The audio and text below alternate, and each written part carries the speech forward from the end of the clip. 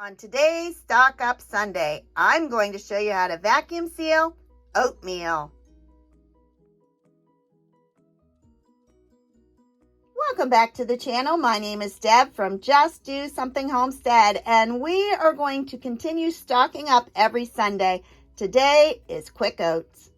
About 70% of the food that I preserve for my family and stock up is vacuum sealed. I do can and freeze and dehydrate, but vacuum sealing by far is the easiest way to do it. And oats is one of the top 10 items that I stock up on. First off, they're inexpensive to purchase, they're easy to vacuum seal, and they're versatile. I can use oats in recipes or I can use them to feed my animals. There are hundreds of uses for oats. Quick oats especially make a wonderful base for my meatloaf, meatballs. I can make oatmeal cookies. I can make oatmeal muffins. There are endless possibilities for squeezing some oats into your recipes. Vacuum sealing in jars helps me to extend the best by date, keep critters and bugs out, and it enables me to see my stock so I know if I'm running low on something. My favorite size for all my baking ingredients is half-gallon jars. I use this for flour, sugar, oats, anything rice that is going to be a long-term storage that I use quite a bit of. Many of my subscribers ask me, where can you find these jars? I have gotten the majority of mine from Walmart.com. In fact, I just went on there a few minutes ago, and a case of half-gallon has been reduced down to $16.44. I typically order 3 of these cases from Walmart, and it is shipped to my house for free. If you are new to canning, most of the cases of ball canning jars come in packs of 12. The difference is the half-gallon ones. These only have 6 in a case. And when you order a new case, not only do you get the jar, but you also get the rings and the flat or the lids. $16 is a very good price. They were well over $20, almost $30 a case not very long ago. Let's get started on vacuum sealing. Now, the very first thing I do before anything else, I open up the new case and I wash the jars, lids, and rings with warm soapy water, rinse them out really well, and they have to be completely dry. So you might want to do this the day before, as long as you can get them so there's no moisture whatsoever in that jar. You can use any size canning jar you want, whether you're using the large half-gallon like I do, or even a quart or smaller, as long as you have a lid and a ring that fits it. Now, I typically stick with the wide mouth jars. I save the small mouth or regular mouth for canning, and I only use the large mouth when I do vacuum sealing. And boy, oh boy, did I ever confuse you on one of my past videos talking about why I use the wide mouth. The reason is simple. You can use the lids over and over again when you vacuum seal. And the wide mouth lids are more expensive, so I try to only use those jars and lids when I can use the lid multiple times. So I vacuum seal in wide mouth, and then I do my canning in the small or regular mouth. Half-gallon jars only come in wide mouth, and I appreciate that because when I'm putting something in there like oatmeal, I want to be able to stick my hand down in there and scoop things out. You can't do that with a small mouth. I wanted to share with you how I store my rings. This is actually a metal paper towel rack that I got at the Dollar Tree, and it just works super easy to keep my rings on there.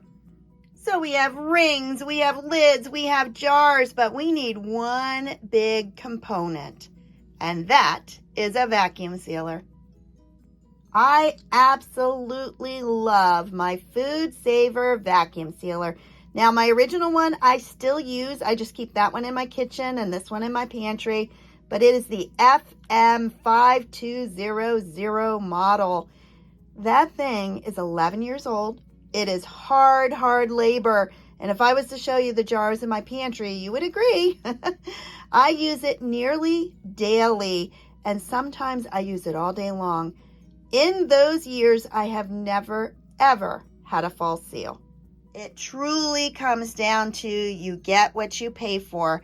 Yes, you can buy mason jar sealers for $25 on Amazon, but they don't have enough suction. I say this over and over again. Yes, it may seal immediately, but down the road, whether it's a week, a month, 6 months, or a year, that seal is going to pop. And so a mason jar sealer is not meant to be long-term storage. And saying that, if you simply do not have the funds to buy a food saver like this one, it's less than $200, but $25 is certainly less than $200. If you don't have the funds to do that, then I would say a mason jar sealer is better than nothing. But the difference is you're going to have to check those seals weekly. There are also many different food saver vacuum sealers out there. And so one thing you must have if you're going to vacuum seal in jars is the port system. Typically they're in the top right, and it looks like this. You need something to plug into to be able to seal into jars. This vacuum sealer actually came with the attachment. Typically I had to order them separately, and I have multiple sets.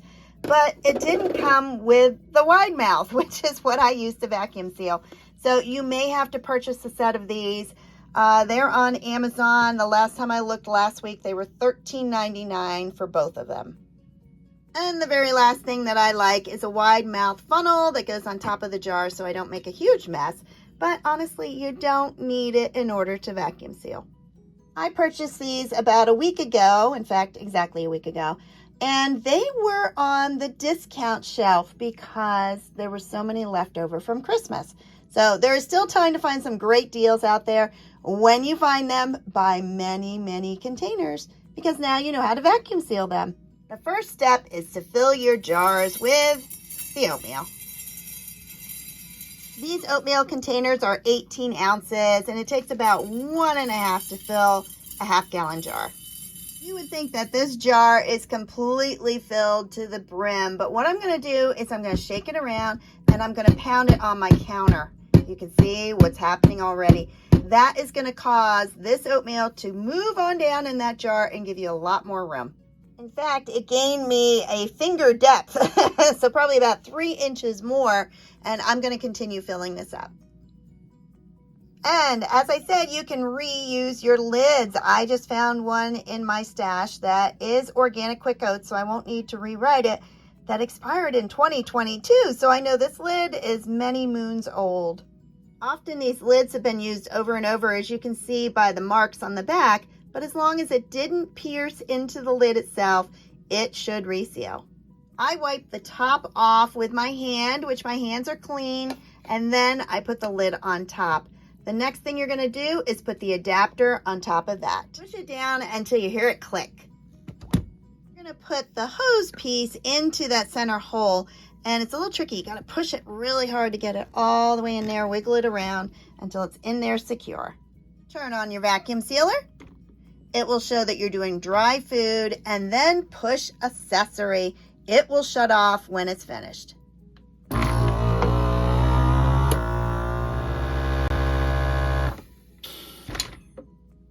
When it's all done running, you're going to disconnect it and remove the jar sealer. The next thing we do is check the seal. The center should be sunk in, not to the point where you push it down and it sinks in, but it's already been pulled down. Then I want you to try to open that jar with your fingers. If you are using a food saver vacuum sealer, you cannot get that off with your fingers. I dare you to try it with a mason jar sealer. I did that, and when I pulled on it, yes, it was sealed, but a little bit of pulling and it came right off. So you know this is completely sealed. The only way I'm going to be able to get that lid back off is with my jar opener. Next, you're going to put a ring on it, and yes, that is opposite of canning. When you vacuum seal, you put the rings on it to store it, and yes, you want it finger tight. If you store a vacuum sealed product with the ring on and you bump this or something happens, you drop it and that seal pops, your food is not going to go bad immediately. You're going to be able to find it and say, no, wait, I think that is not sealed, and reseal it.